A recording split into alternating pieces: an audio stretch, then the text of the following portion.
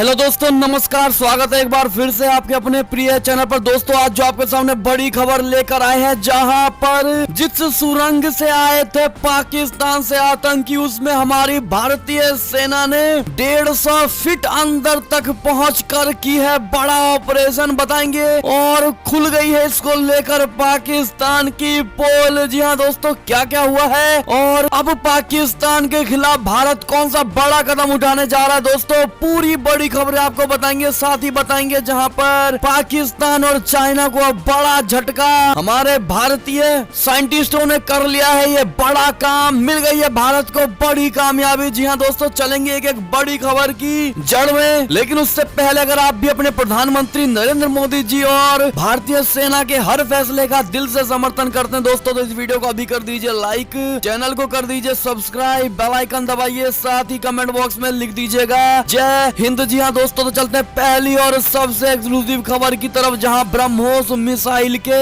Land attack version का परीक्षण सफल। भारत को मिली एक और बड़ी कामयाबी। जी हाँ दोस्तों, भारत ने मंगलवार को land attack version BrahMos super sonic cruise missile का अंडमान और निकोबार द्वीप समूह में परीक्षण किया। BrahMos super sonic cruise missile को सुबह 10 बजे एक द्वीप को टारगेट बनाकर दागा गया और उसने सफलता पूर्वक अपने उस लक्ष्य वाले द्वीप को तबाह कर दिया। दोस्तों आपको बता दें कि भारत मिसाइल से दूर तक मार करने की अपनी क्षमता को बढ़ाने के लिए बुधवार को कई BrahMos super sonic cruise missile का प्रक्षेपण करेगा। इसमें जमीन और समुद्र के लक्ष्यों को निशाना बनाया जाएगा। ये परीक्षण पश्चिम बंगाल के पास हिंद महासागर के क्षेत्र में किया जाएगा। जी हाँ दोस्तों, बड़ी एक्सक्लूसिव खबर आपको बता दें कि ये परीक्षण भारतीय सेना द्वारा आयोजित किया गया था, जिसमें रक्षा अनुसंधान एवं विकास संगठन यानी DRDO द्वारा विकसित मिसाइल सिस्टम के कई रेजिमेंट हैं। सूत्रों से मिली जानकारी के मुताबिक BrahMos super sonic cruise missile की मार करने की क्षमता अब 400 किलोमीटर तक बढ़ गई है। दोस्तों ऐसे में यह बड़ी खबर और भारत को बड़ा ही कामयाबी हाथ लगा है। दोस्तों ऐसे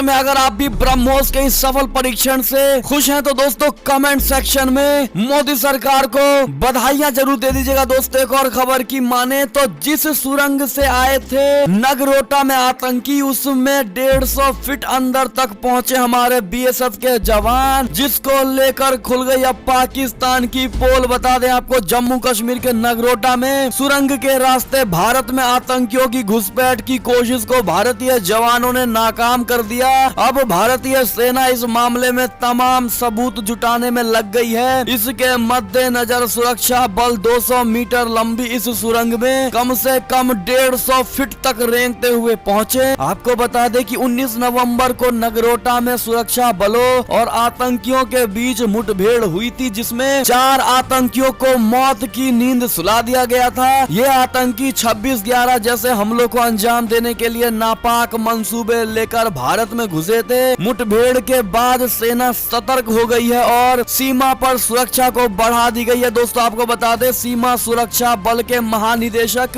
राकेश अस्थाना ने सोमवार को जम्मू कश्मीर के सांबा और राजौरी सेक्टर में पाकिस्तान से लगने वाली अंतर्राष्ट्रीय सीमा पर गश्त बढ़ाने का आदेश दिया है। आपको बता दें कि इस मामले की जांच की जानकारी रखने वाले लोगों ने बताया कि ये पूरी तरह से स्पष्ट हो चुका है कि आतंकियों ने 19 नवंबर की रात बाहर निकलने से पहले सुरंग के अंदर ही छिपे हुए थे। उन्होंने बताया कि 173 बटालियन के कमांडेंट राठौर ने उन्हें बताया है कि जैश के आतंकियों के द्वारा इस्तेमाल किए गए सुरंग में हमारे भारतीय सुरक्षा बल के जवान करीब 150 फीट तक रेंगते हुए अंदर गए। इस दौरान जवानों को वहां से बिस्किट के पैकेट और अन्य खाद्य सामग्री के रैपर मिले हैं। दोस्तों यानी उनको उन खाद्य सामग्रियों के पैकेट मिला है। उस पैकेट पर लाहौर स्थित company master cuisine cup cake नाम दर्ज है। इसके अलावा पैकेट पर निर्माण तिथि मई 2020 और एक्सपायरी डेट 17 नवंबर 2020 अंकित है। घटनाक्रम से परिचित लोगों ने यह बताया है कि निश्चित रूप से सीमा के दूसरी तरफ किसी पाकिस्तानी रेंजर ने इन आतंकियों की मदद की होगी। दोस्तों खुफिया जानकारी में यह कहा गया है कि चारों आतंकवादियों को शकरगढ़ कैंप से लॉन्च किया गया और रामगढ़ व हीरा नगर सेक्टरों के बीच बीच सांबा जिला के मावा की ओर लेकर जाया गया।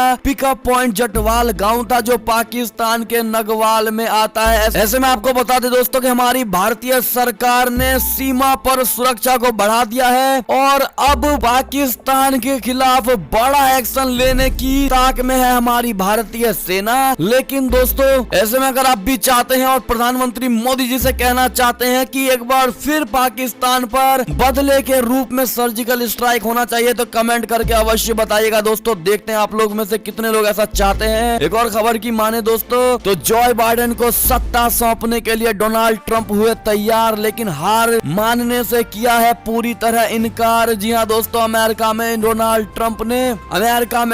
ट्रंप ने नवनिर्वाचित राष्ट्रपति जो बाइडेन से लगभग हार मान लिया और डेमोक्रेटिक प्रशासन को सत्ता हस्तांतरित करने पर सहमति भी जता दी है। हालांकि उन्होंने दावा किया है कि 3 नवंबर के अमेरिकी राष्ट्रपति चुनाव 2020 के अंतिम विजेता वही होंगे। सोमवार को शाम एक ट्वीट में डोनाल्ड ट्रंप ने कहा कि उन्होंने जनरल सर्विसेज एडमिनिस्ट्रेशन के प्रमुख एमिली मर्फी को जो बाइडेन के साथ सहयोग करने के लिए कहा है ताकि जो बाइडेन के अमेरिका का 46वां राष्ट्रपति बनने के लिए ट्रांजिशन का काम सुचारू रूप से हो सके। जी हाँ दोस्तों, मीडिया द्वारा जो बाइडेन को अमेरिकी राष्ट्रपति चुनाव 2020 का विजेता घोषित किए जाने के 16 दिन बाद ये घोषणा की गई। हालांकि मर्फी ने इनकार किया कि उन्होंने ट्रंप के इशारे पर सहयोग करने का निर्णय लिया है। लेकिन ऐसे में दोस्तों आपको बता दें कि मिस्टर डोनाल्ड ट्रंप ने अपने हार को तय कर लिया है दोस्तों और जो बाइडेन को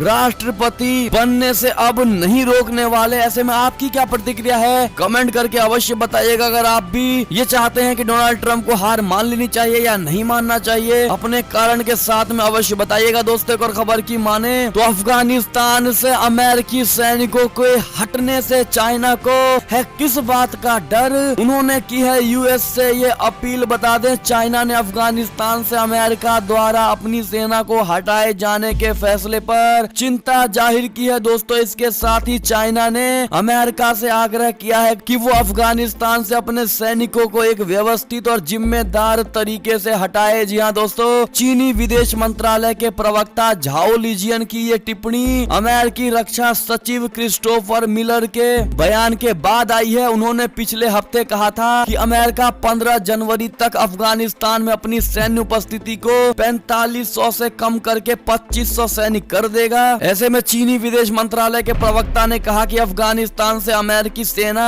हटाए जाने से वहां सुरक्षा स्थिति अधिक गंभीर हो सकती है और उइगर आतंकवादियों को बढ़ने का मौका मिल सकता है। आपको बता दें कि चाइना अफगानिस्तान के साथ झिंजियांग प्रांत की सीमा साझा करता है। जी हाँ दोस्तों, ऐसे में चाइना को ये डर है कि वहां पर उइगर आतंकवादियों की सेना अगर बढ़ी तो चाइना को भारी नुकसान उठाना पड़ सकता है और हो सकता है कि अफगानिस्तान के बाद चाइना आतंकवादियों का अड्डा कहलाने लगे। इस पर आपकी क्या प्रतिक्रिया होगी दोस्तों कमेंट करके अवश्य ही बताइएगा। एक और खबर की माने तो अगले 24 घंटे में कभी भी भयानक रूप ले सकता है चक्रवाती तूफान निवार। चेन्नई में भारी बारिश। जी हाँ दोस्तों, तमिलनाडु में चक्रवाती तूफान निवार को लेकर अलर्ट जारी किया गया है और तटीय इलाकों में एनडीआरएफ की टीमें तैनात कर दी गई हैं। मौसम विभाग के मुताबिक चक्रवाती तूफान बुधवार को कराईकल और ममल्लापुरम के बीच टकरा सकता है। इस बीच 100 से 110 किलोमीटर प्रति घंटे की रफ्तार से हवाएं चलने की संभावना है। अधिकारियों ने बताया कि चक्रवाती तूफान को लेकर सभी जरूरी तैयारियां की जा रही है। पिछले 5 सालों में चेन्नई ने ऐसे 2 विनाशकारी तूफान देखे हैं और इसकी वजह से हम हर तरह से खुद को तैयार कर रहे हैं। ऐसे में दोस्तों आप में से कितने ऐसे लोग हैं जो इस चक्रवाती तूफान के आने वाले एरिया में रहने वाले हैं कमेंट करके अवश्य बताइएगा दोस्तों। और इस खबर को पूरे भारत में फैला दीजिए दोस्तों। इतना